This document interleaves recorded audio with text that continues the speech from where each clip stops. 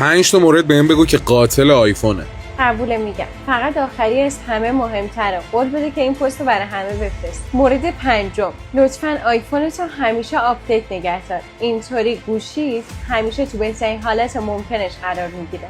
مورد چهارم، پر بودن حافظه آیفونت به گوشیت آسیب میزنه. برنامه‌ها و فایل‌های اضافه تو همیشه از گوشیت پاک کن. مورد سوم، چیه همه یاد گرفتن تا استخر می‌بینن با آیفون میپرن تو آب. مورد داشتیم با گوشی رفته تو دریا. بیخیال بابا.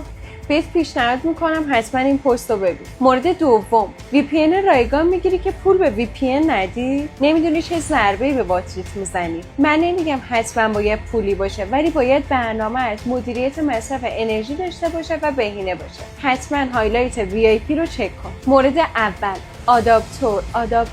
آداپتور. اینو 1000 بار گفتیم، همه مشخصه‌هاش هم گفتیم، ولی بازم دقت نمی‌کنید. اگر مشخصه های آداپتور اصلی رو میخوای، بیا تو پیجم این پست پین شده رو ببین. اگر آیفون بازی، این پیج خوراک خودته چون استادش میشی.